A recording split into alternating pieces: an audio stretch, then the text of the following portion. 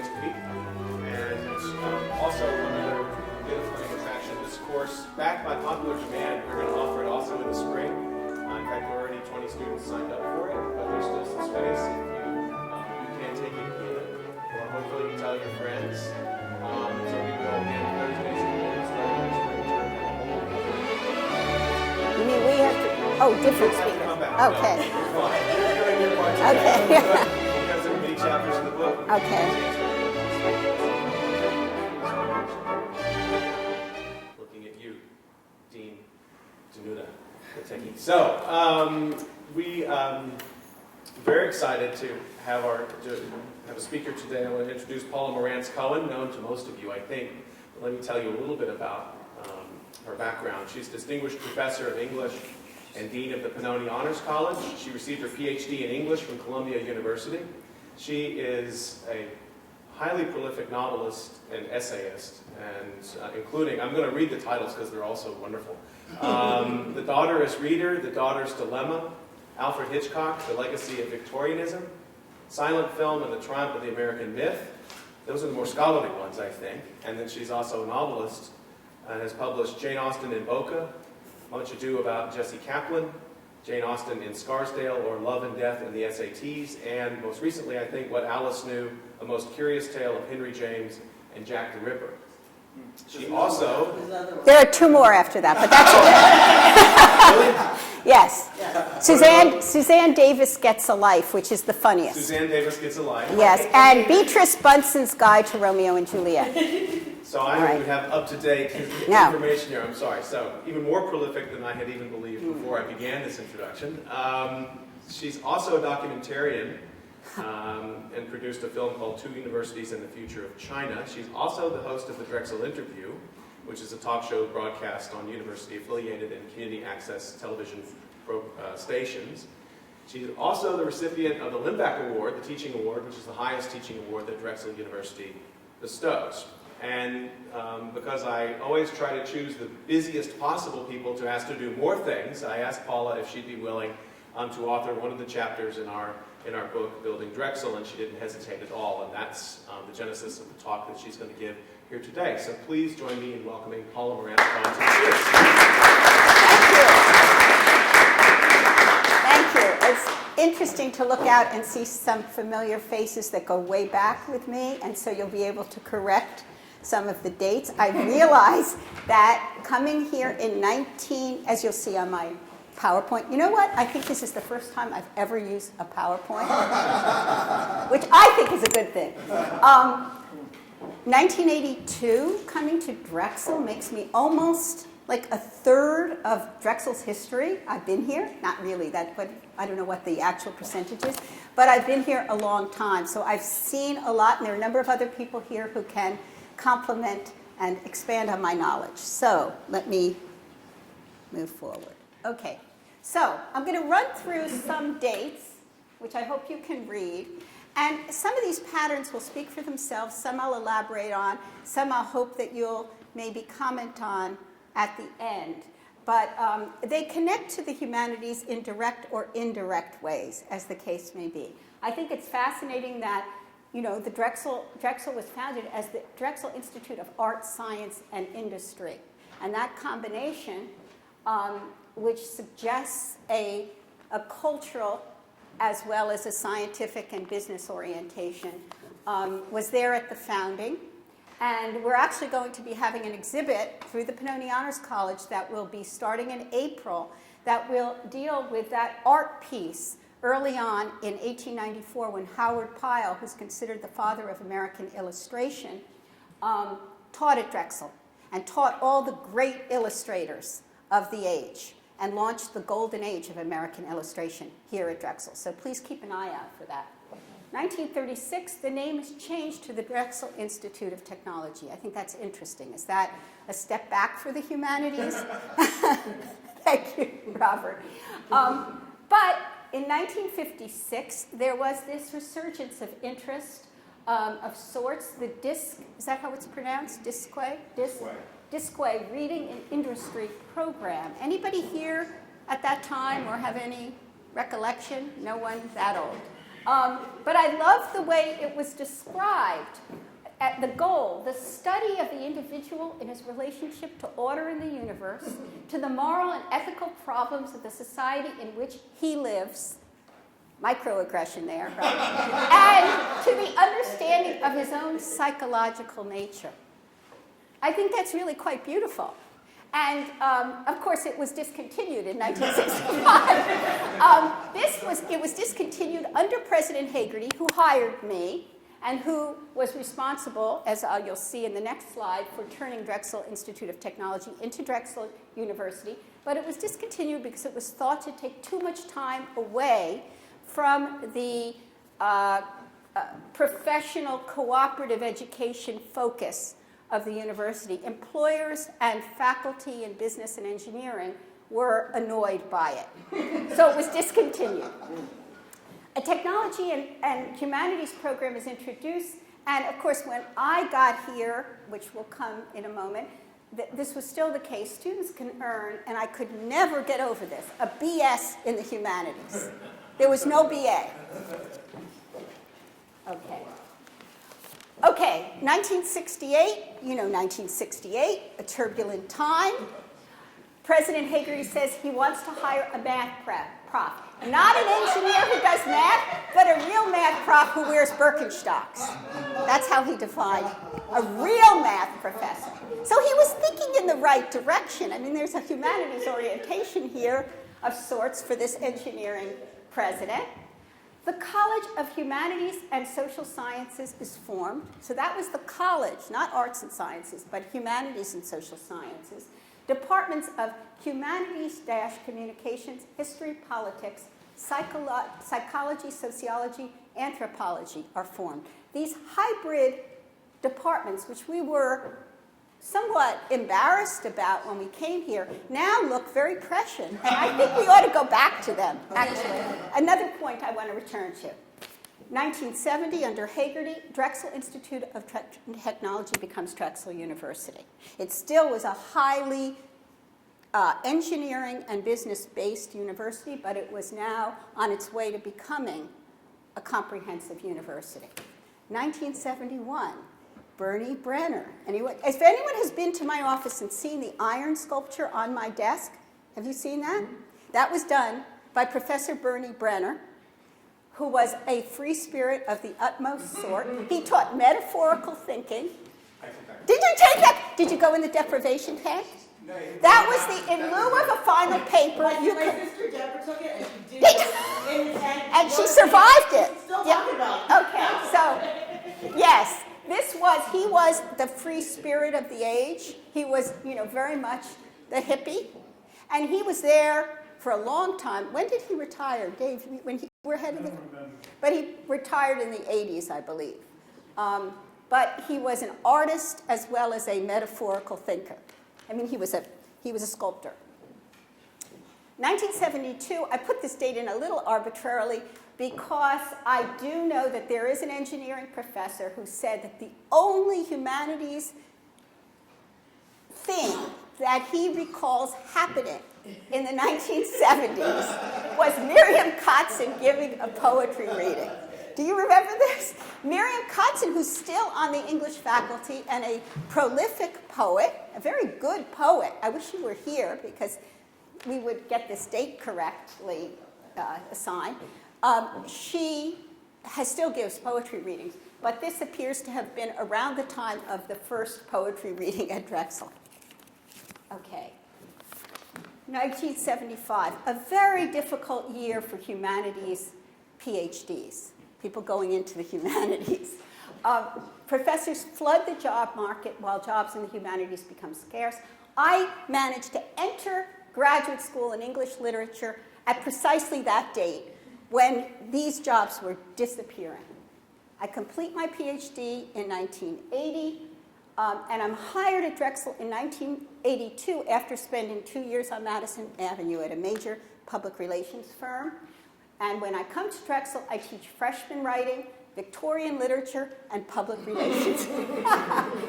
A number of other PhDs in the humanities from excellent institutions come to Drexel during this period. English professor Mark Greenberg is accused of wanting to turn Drexel into Princeton. that was the beginning of a fight of sorts within the English department. We had this critical mass of very, very well-trained English PhDs who really wanted to flex our muscles and turn Drexel into Princeton. We settled for something a little less ambitious, but still, actually I won't say that, something perhaps better. 1983, the Dean of Humanities and Social Sciences, Tom Canavan, if you recall, institutes a 2-year half-time load for new tenure track hires in the humanities and social sciences. This was a great boon because the teaching load was 4 for full-time tenure track and tenured faculty, I believe. And so these new hires in the humanities were getting the opportunity to teach 2 courses for 2 years so that they could do scholarship and creative work. I should also say that it was, I believe at this time, that he determined that creative work could count for tenure as well as scholarly work. The E4 program, does anyone remember the E4 program, TDEC, which was the Drexel engineering curriculum, is launched. And this was a controversial program because what it did is it folded the humanities into the engineering curriculum so that they never saw the light of day beyond other engineers. And I was very much against it. It had a following among engineers, and there was a lot of fighting that went on over this program. At first, it was a pilot program. E4 got a grant, a Pew grant, I believe, and then it became pervasive, and then it was finally discontinued on the next slide, which we'll get to. Film and video professor Dave Jones pitches President Hagerty on a film idea in the Drexel Bar. And here I have to say, the Drexel Bar, which was on the 6th floor of McAllister, where the conference room is on the right, was a hotbed of creativity and interest and inebriation. But that's where, and Hagerty, President Hagerty, hung out there and was available to students. So you could talk to him and have ideas, and he would listen. And Dave had this idea to do a film, a documentary film, he's a documentarian, about the introduction of the microcomputer to Drexel. Some of you may have seen this film, in which we all, 30 years ago, appear. And so you can see how we looked 30 years ago, teaching each other how to use the microcomputer. Dave went to Hagerty. They both had a few drinks. And I think he said, this would make a great film. And Hagerty said, sure, we'll do it. Is that right, more or less? More or less. More or less. And it was done. And that was a quality about Drexel, still to some extent, but it was a wonderful quality during these years, that things could be done in that ad hoc way. And it was very exciting. New majors are created in the Department of Humanities Communication. This was under a committee called the Future Directions Committee, chaired by Mark Greenberg. And we came up, it was very ambitious, with 6 majors: literature, applied philosophy, film and video, corporate communication, technical and science communication, and science, technology, and literature. Now, the last 2 sort of withered away rather quickly, I believe, but literature, which would become English, applied philosophy, I don't know that it stayed as a major for very long, but now it is, we have a philosophy major. Film and video certainly flourished and would go on and flourish. And corporate communication, is it still called corporate communication? Called communicate. Was it public relations? Is that what you call it now? Yes. But you have a school of culture and communication. No, it's the public communication. It's the Department of Communications. Okay. And I, having been 2 years in PR, was responsible for that major. Which shows that, it didn't require that much background for me, for some of us to do things.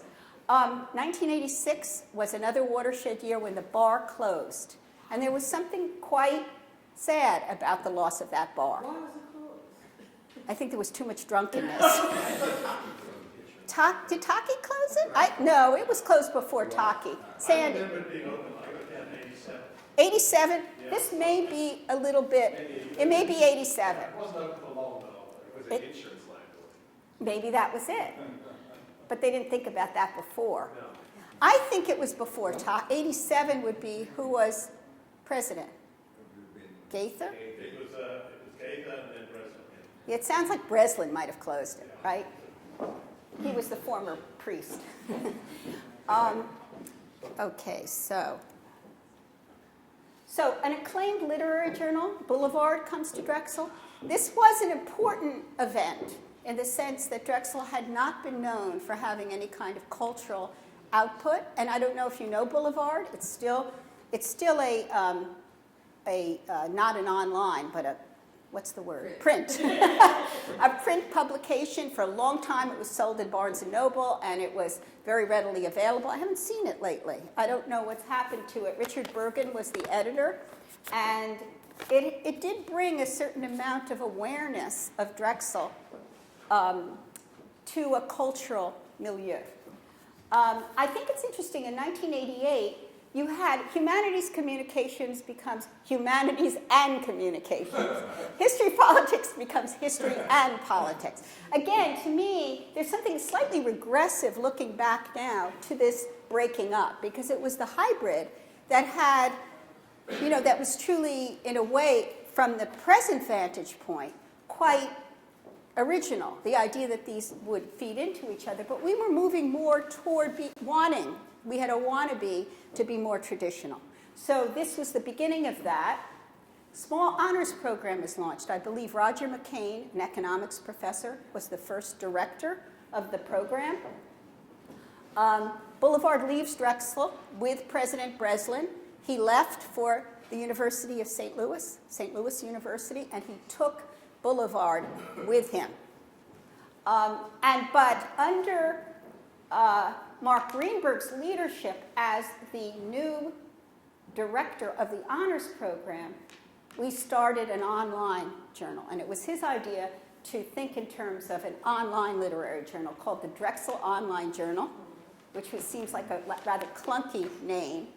There was an interim period where it was called Dragonfire. Remember that? And then it's now the smartset.com. For those of you who don't know it, go online and look at it. I think it's quite good. Very interesting cultural, arts, science, business, but really strong, accessible essays in those areas.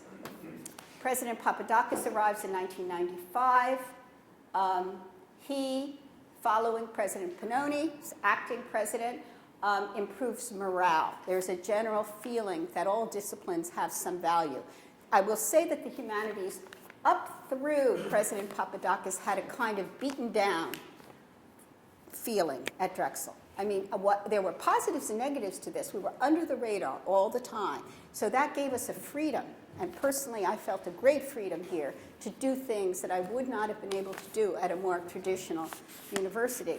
But from an institutional point of view, we felt always disrespected. And so with the coming of President Papadakis, that began to change. 96, is that right date? That Richard Astro becomes, and he was an English professor, becomes provost. And then later in 2008, this would, how often would you think this would happen at a school like Drexel? We've had two English professor provosts. First, Richard Astro, and then Mark Greenberg. So that says something about the developing sense of a humanities awareness at this university. I also had my first conversation with an engineer in 1996.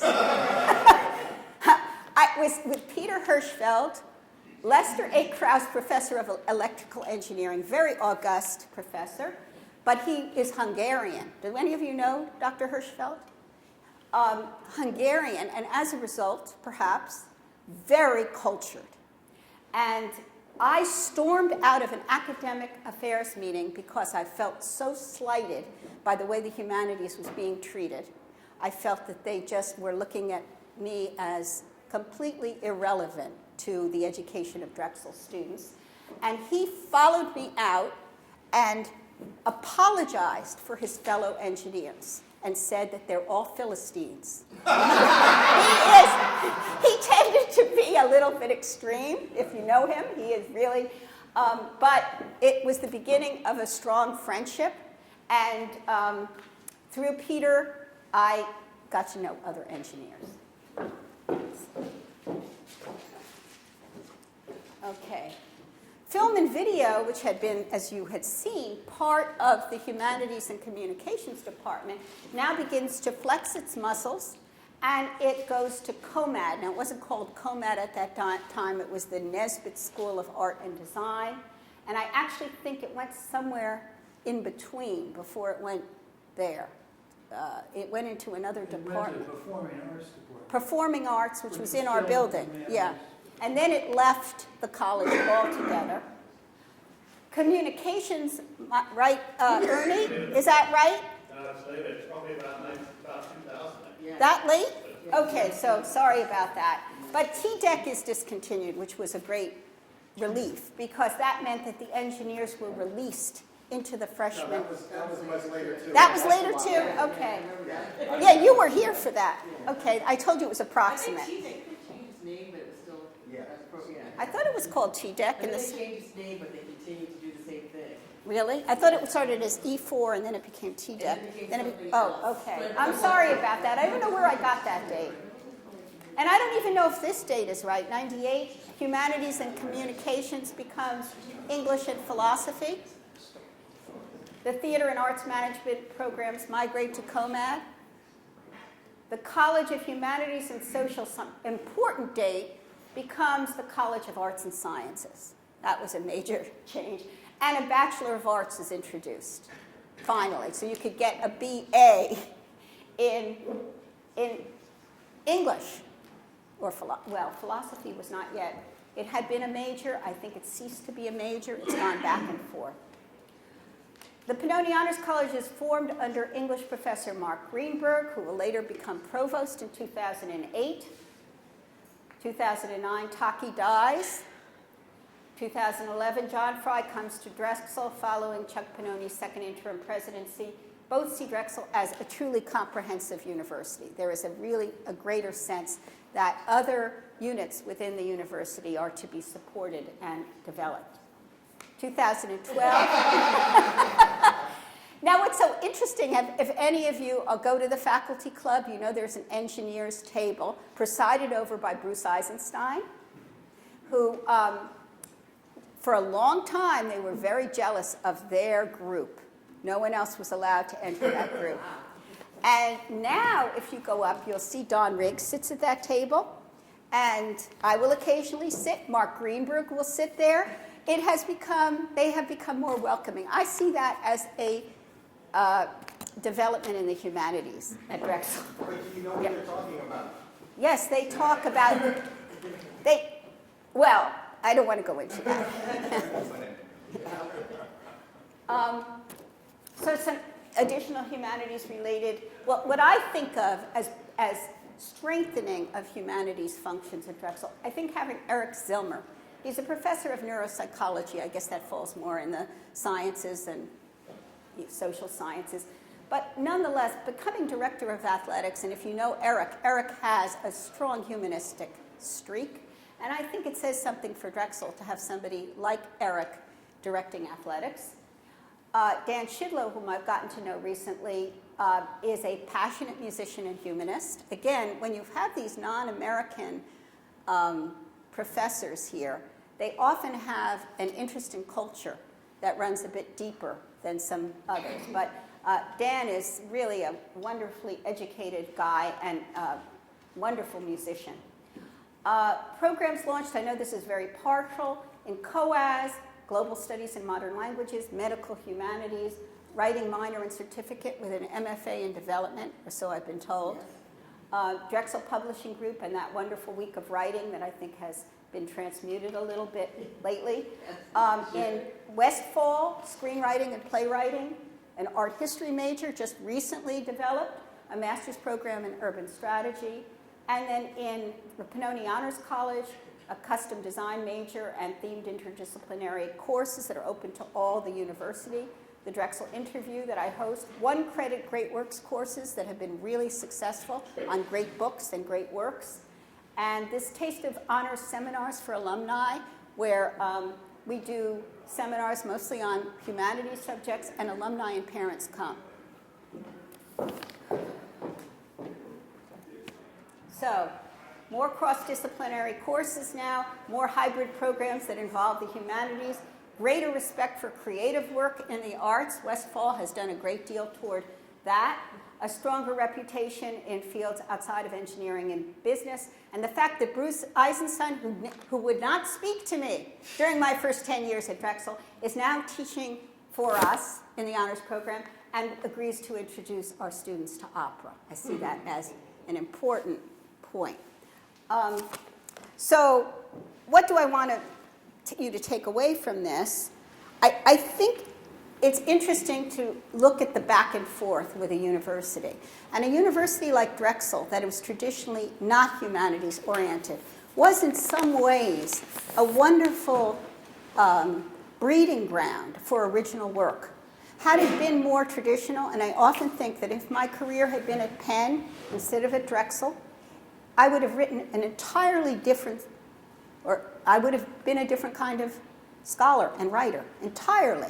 And I like the one that I became. And I thank Drexel for that. And I think it was because we were able to weave in and out of the cracks of this institution. I think that we were under the radar for a long period of time. Nobody paid much attention to us. It was easy to get things done if you made a passionate plea for something.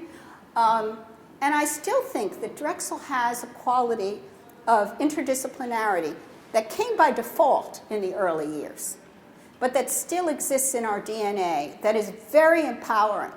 And I feel we need to build on it and not forget it. And even as we want to be more respectable, you look at the humanities communications becomes humanities, and communications becomes English and philosophy, and then becomes English philosophy. That's going, in my view, a little bit backwards. We're imitating, what was done in the 20th century in elite institutions. But we're not that kind of institution. We're a different kind. I think we have to think about being ourselves and figuring out how to put humanities into the mix in a way that will be productive. So I'll end here. I think, is this too short? We can have discussion. Okay, maybe it's shorter than I was thought, but thoughts or additions maybe to what I have said. Yes? Yes. Another component, I emailed Paul about this, is when the health sciences college, medicine, nursing and health professions in school of public health, the nursing and health professions, there was a whole group of humanities people because That's right. they were teaching, people were getting degrees in nursing, rad tech, et cetera, but they had to get the degree, they needed humanities. So there was a little bit of tussle as what do we do with these folks? I'm in that department. I don't teach Do you feel that's humanities. been resolved? I think it's, I think it was very, it wasn't anything acerbic, it was calming, but we have very good ethicists in that department. But you're sort of separated. We're There separated. isn't that much interaction for reasons of geography. Right, I Right. don't think it's geography, I think it's just time and the Drexel pace. Okay. But certainly the philosophy and humanities people interact with this side of the river, and I think that works well.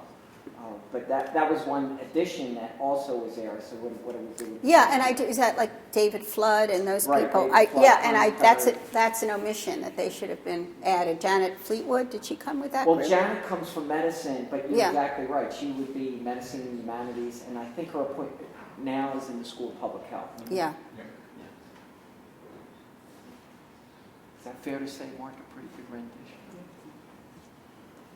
Yeah. Can you give an example of the kind of course or, teaching or scholarship you did because the humanities was so marginalized in a way that you may not have done at UPenn? Well, I will say from I don't say it's negative or positive, but the first book that I wrote when I came to Drexel was a PR textbook based on having spent 2 years on Madison Avenue. because I felt that that's what was expected of me, and also those were students I was teaching who were taking that kind of class.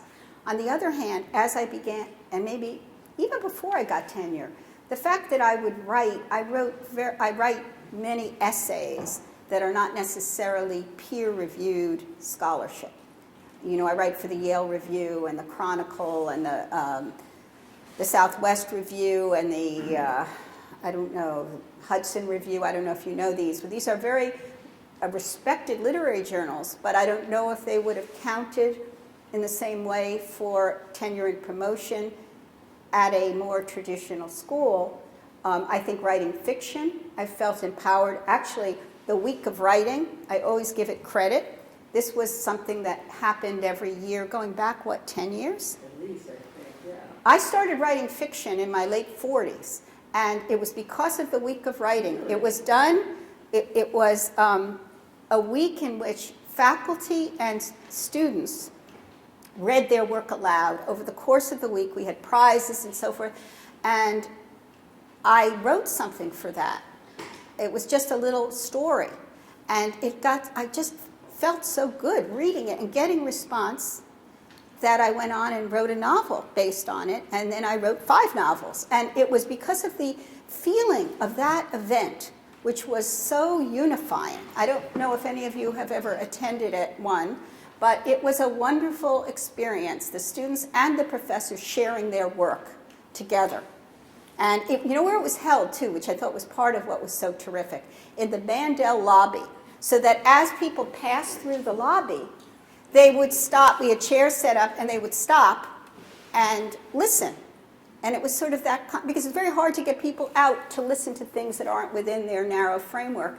But if they would be going by and somebody was reading a poem or reading a story, they would stop and listen. And it was a great way to integrate, I think, the humanities into the texture of the university. Everyone's going, Anybody else? Yeah. Robert Watts is always good for a question. So have you, over this time, have you seen, what's your sense of how students have changed in their view toward liberal arts? Much more open and receptive. I think we have gotten students now that are very wide-ranging in their interests for one reason or another. I still think there's a Drexel student. There's a type. And they are fast-paced. They're not pretentious. They're forward-looking.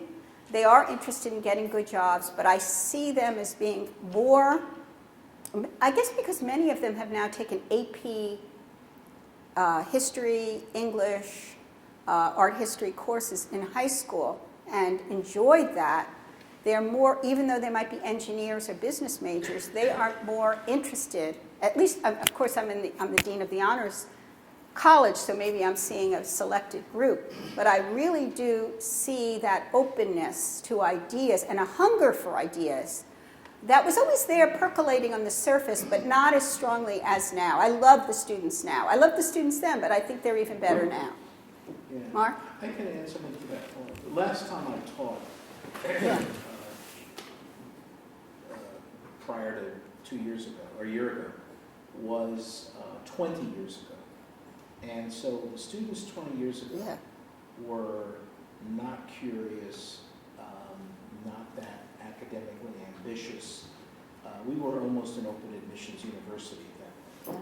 And so I left teaching for administration gladly, and then had heard over the years from colleagues how much better the students were coming in. And then subsequently have taught Blake now, an English poet who's high on the degree of difficulty scale, to a variety of students, not necessarily honor students, through the English department.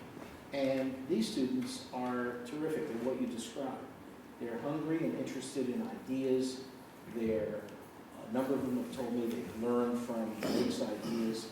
They're moved by powerful thoughts and poetry. And the discussion has always been terrific. So, I think we've come a long way from where we were in the early to mid-90s to now. It's a good point, because if you've taught all the way through, as I have, it's hard to see those differences. Whereas Mark was, I mean, first he was director, then dean of the Honors College, then dean of undergraduate admissions, and then provost.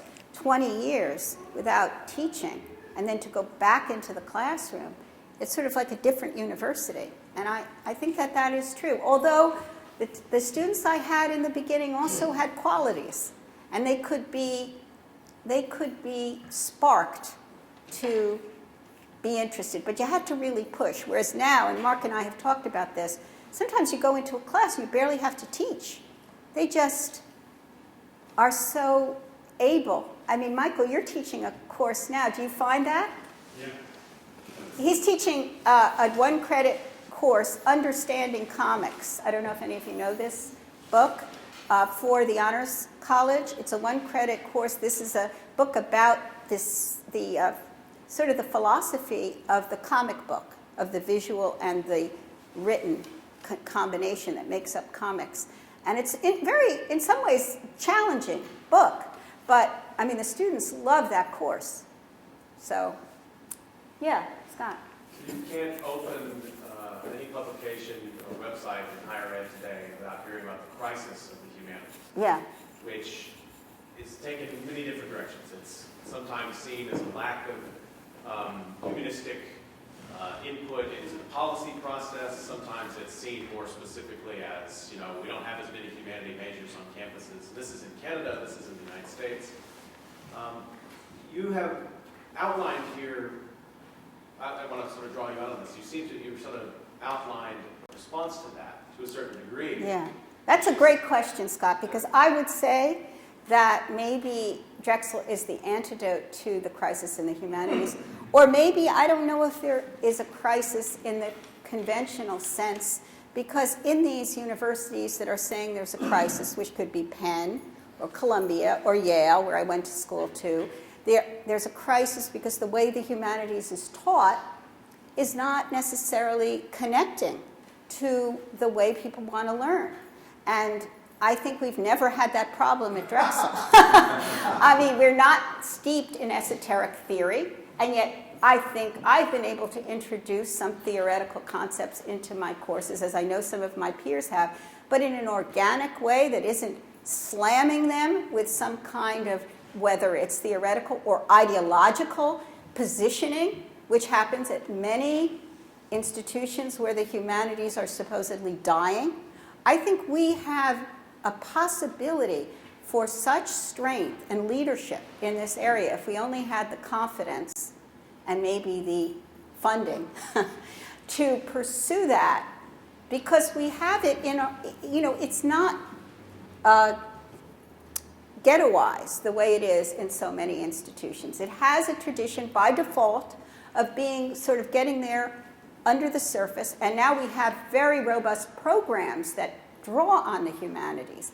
But I think it's about accessibility. It's about connecting to people as people. I mean, we're back to what we were talking about at the Science and Activism panel the other day. But I do think Drexel is open to ideas, I think, in a way that is very empowering.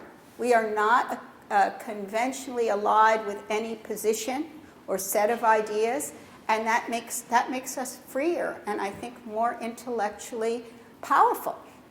So I think that's a great question. I haven't actually thought about making Drexel the model for the new humanities, but I think we could. Well, that you were exploring that tension in the sense that, if I heard you right, you thought there was something very provocative about having joined and interdisciplinary departments, which may, in some sense, have been a matter of convenience. Oh, it was. Without Was. any teachers, Yeah. we got a lot to cover. And yet, at the same time, I mean, when I came here, it was the Department of History and Politics in 2000, Yeah.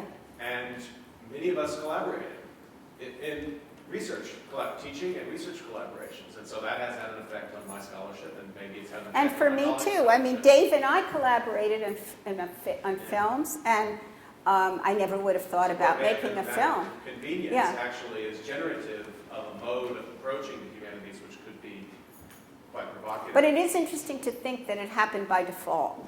And maybe that's an interesting way to look at how things do tend to happen. I mean, when you try and engineer them, sometimes it doesn't work. When you try and mandate that there be I mean, I always get a little bit worried and stressed when I hear, you know, you need to collaborate, or there has to be interdisciplinarity, or whatever. It just seems, it has to come by necessity, maybe, because you just need to work with somebody else, or because you just have a rapport with somebody and you come up with an idea. Whenever anything is dictated, I think it tends to wither and die, from my experience. But I mean, it's wonderful. I have a lot of English department, English and philosophy, but I don't think any philosophers are here, colleagues here, as well as people who were once in the humanities and communications department. So, I mean, it would be interesting to have your views as to any of this. Andre, you came relatively late. You're probably the latest. I'm trying to think. You're more recent than you three, right? Yeah. Dan, yeah. Is there anybody else? How do you find the department? I'm sorry to put you on the spot. Yeah. Okay, we can stop there. Yeah.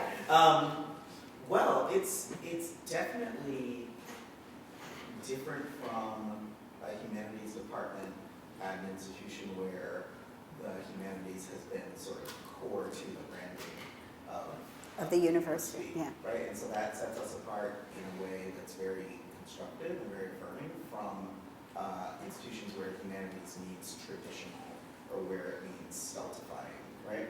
And that's a real asset. I also find that students are hungry for humanistic education. I agree. And students want a liberal arts education in which the humanities are integral, and it's really difficult to get, actually. It has a kind of scarcity that isn't the same as value, right? In that it's kind of hard to get at it. A lot of students don't take so for instance, my science fiction course is full of seniors from Westfall because they've had to do a lot of requirements, and they're definitely headed directly toward a professional trajectory in which they can be creative, but they haven't spent that much time interpreting different kinds of narratives and understanding ambiguity and different rhetorical models, just because that's not built into the habit of attaining liberal or well-rounded education for all of our undergraduates. It is for undergraduates who do major in humanities disciplines, but it's not built into everyone's, which is kind of always the trade-off with humanities institutions, right? Is that we provide something for everyone, and not everybody specializes in it. But that's kind of the beauty of it, is that you don't have to be a specialist for it to be valuable to you. In fact, it's something that's valuable for you precisely as an alternative to specializing. Right, but I think you're right to say that Drexel has a tradition that is so applied that sometimes what is not applied or what seems not useful or not taken seriously. And we're moving, I think, more toward a respect for the humanities. And I think it helps that we recruit students who have had good experiences in high school taking English and history and so forth. But what's the sign of moving toward respect for humanities? Like what's on the horizon? For the humanities? Yeah. Well, we're going to have an MFA program, right? I mean, I have to put that. And the MFA program notably is going to have screenwriting and fiction writing. Right, which is part of our hybrid nature. Yes. Separate departments. Yeah. Well, we're bringing in from different places. We have, I mean, again, when you talk about Westfall, I'm always a little conflicted because Westfall has a lot of great animation and digital media and all but I don't know how humanities oriented some of this is, and then how much reading do people do, how much close discussion of texts and ideas, or how much is it technical and applied? You know what I mean? And so, but I think that that's at least the beginning toward that, and it's a way in which those students are usually receptive to what you do. Yeah. I mean, that's why you have so many Westfall students in your science fiction course. Yeah. It is kind of remarkable that that's where that happens, and that's where our history is rather than in arts and sciences. Yeah. Well, there wasn't even a college of arts and sciences. It was, what is it, humanities and social sciences? Yeah, for when I was hired. But I was very excited when I was hired here. Alyssa? Yeah. So going back to when you were hired, what made you want to come to Drexel? If it wasn't that well known for its humanities? Well, there were no jobs. But also, I wanted to stay on the East Coast. I mean, I'm like that New Yorker cover, you know? I don't know if you know it. Many of you might not know it, where you see New York and then a little bit of New Jersey and then everything else is just wasteland. So for me to leave New York metropolitan area to go to Philadelphia was like going to the boondocks. It's taken me 30 years to feel sort of at home in Philadelphia. But nonetheless, you know, I wasn't going to go very many places. And I do remember I did have an interview. I mean, there were 3 jobs in Victorian literature when I came out of graduate school. 3 jobs in the country. I interviewed for the one at Dartmouth, where there were 3 men in saddle shoes who, when they heard that I'd written my dissertation on heroines in 19th century novels, just looked at each other and snickered. And that was the end of the interview.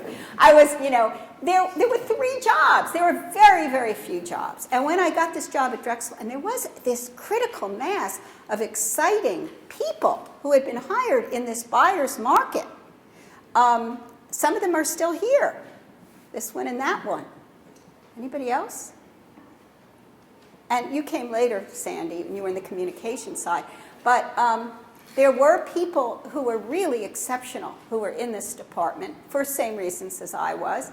And we were, at least for a time, and I think actually going for a long time, back and forth, were able to feel very excited about what we did. And we did collaborate, and we did talk a lot, and there were lots of fighting, as there always is within English departments, humanities departments. But it was an invigorating place to be. I have never regretted a minute being here. I have thought it was a great place to be for me. Now, I don't know for everyone, but I was never really a happy trooper in graduate school. I wasn't someone who bought the party line of the theoretical school of the moment, which was deconstruction at that time, which I find fascinating, but I wasn't going to embrace it wholeheartedly or make it into the center of my scholarship. So I think coming to Drexel, where I didn't have to do that or talk that language, was very liberating. Is that anybody else want to? Yes. Piggybacking off Yeah. that, do you know what contributed to that massive drop off in job availability? Just because if I recall you saying it still hasn't reached sort of the Oh. that it was at before. Oh no, it's, if anything, I think it's continued to diminish. Well, I think it has to do with, well, I will ask my colleague, Mark Greenberg, who's teaching a course on the future of on the current state of the university. Why do you feel, his question, there was a drop and continues to be a drop in humanities education? The mistaken or misguided belief that if you major in certain subjects, you will never get a job, or you will never get a job that pays anything. And nothing could be further from the truth. But what's occurred is we've learned that if you take a few courses in some practical subjects, along with majoring in a humanities subject, employment is fairly easy. And then once you get your foot in the door, advancement is easier if you can write well, present well, run meetings well, organize people, work with people well, figure out how to motivate people and inspire them. So those are all very good skills. Think critically. These are good skills that you learn by majoring in the humanities. They may not lead to the first wow job, but if you take a couple of computer science courses along the way, or a course in networking and all of that, it's easy to get your foot in the door. Once you do. But people don't necessarily believe that. And I think it's, faddish, but it's also, the practical element. When I was an undergraduate at Yale, the hottest, most popular major was the English major. followed closely by history. And now that's not the case, it's economics. And so something has changed. I mean, I agree with Mark, but there are fads and things as in everything, and maybe it will come back. I think a lot has to do with the way the English pedagogy, how English studies has developed to become so esoteric and so steeped in jargon and theory as to lose its access to the world at large. And I think therefore it became a little cabal, and people who majored in it were a certain type, and so that put off others. I mean, you can disagree with me here, and I don't want to overdo that. I Yeah. think that's a great point, and I would say that at serious English departments in universities known for the humanities, theory took over. And so all the skills that I just mentioned We're lost. have been lost. Yeah. And therefore, you come out knowing how to work this theory or identify examples that this theory selects. With turgid prose. Yeah, and you don't write well, necessarily. You focus on the theory, and that doesn't lead to anything, in the working world, or it leads to very few things. And so I think the combination of what we've shot ourselves in the foot as a discipline, we don't offer what we used to offer, but Drexel still does. So the literature courses here at Drexel are focused on interpreting the works of authors and not showing off how much the professor knows and can spin in terms of theoretical somersaults. And that focus, I think, serves students well. We're one of the few English majors, I think, that still requires a Shakespeare course. There's, I think in my experience recently, I'm thinking of people with whom I graduated with my doctorate and years around that where we ended. And I've actually found that, that sort of disciplinary commitment that has often come with like a party line and a stylistic sort of a consensus about style, has sort of, it is entrenched, but it is entrenched largely in jobs that people had at the time and continue to have, whereas the jobs that have come along have been fewer and further between. But I think, so where I am in the world and where else people who emerged from their graduate study at the time I did, and looked for the kinds of jobs that are like this one that I have. I think of my friend Cici Jaji, who used to be at Penn, who I became good friends with while she was here, and has done some events at Drexel, who teaches English at Duke, and writes about radio and sound and African American music in the context of the African continent. Imani Perry at Princeton is a very politically engaged scholar. Karitha Mitchell is a very engaged scholar of African American theater and an English professor who wrote a book about African American theater about lynching. I think of Erica Edwards, who is at the University of California at Riverside, a public institution, and wrote about charisma and Black leadership and making sense of Black leadership in the age of Obama in the English department. So actually, I think one thing we have is that we do have a significant sort of, there was a moment in which when jobs were plentiful, they did become occupied by a cadre of people who did what the jobs at the time demanded, and the structure of tenure at the time was such that those people still have those jobs. But as there have been fewer jobs that have tenure, the people who are still in jobs they got 4 or 5 years ago, like me, are people who got jobs to do different and more interesting and more sort of a set of things with respect to reading, literature, and engaging with ideas, and taking up the insights of other humanistic disciplines like philosophy and history in a more integrated way. That's actually very much unlike what was taught in graduate schools 15 or 20 years ago. But the jobs for us have not as frequently come with tenure. This is my second job. My first job out of graduate school was a contract position in which I taught art history and I taught great books, and I had that well-rounded skill set, so I could do that. But to the extent that jobs like that are out there, like in our first year writing program, they're jobs that don't come with tenure.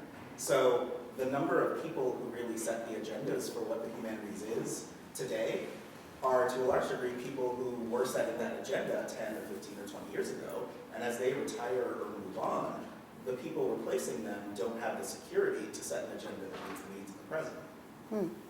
Interesting. That would be the subject for a whole other forum. So I want to thank you all because I think we're out of time. Unfortunately, with Yeah. great discussion. Thank you. Thank you. Hey! Come back next Thanks week for the coming. walking tour at noon. What? Thank you. He went to some lunch with his. Why? He knows this stuff. He lived it with me. I announced it at the faculty meeting. What? Oh, he did. And you're the only one that came. Oh,